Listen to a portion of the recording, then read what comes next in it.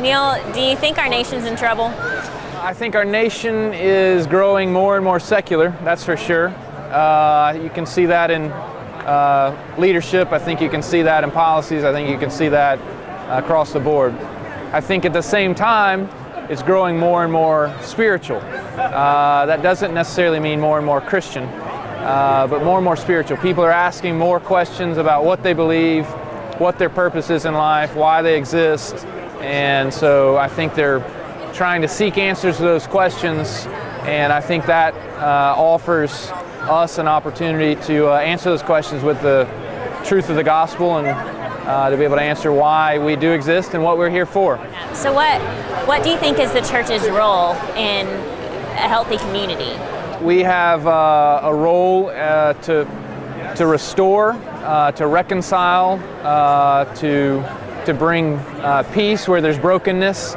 I think that happens in families. I think that happens in communities. I think that happens in everyday life, in relationships. So there's a number of different ways that happens, and I think that needs to happen.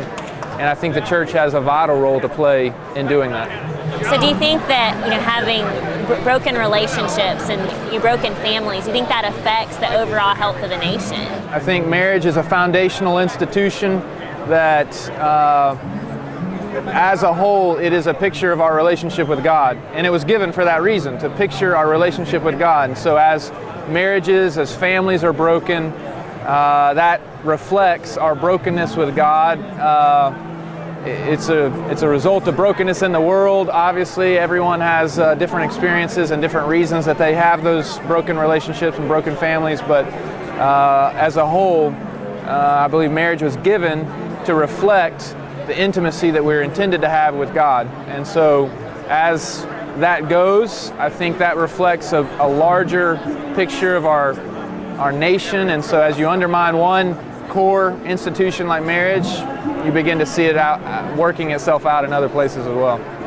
Do you think it's important to know what you believe? I think it's absolutely essential, and I think that's why the University of Mobile, one of the reasons it exists is to help our students know what they believe, know why they believe it, and really know how to apply that in the world. So how to work their faith out in their everyday lives, in their everyday work context. How does my faith apply to my job? How does my faith apply to my finances? How does my faith apply to my family?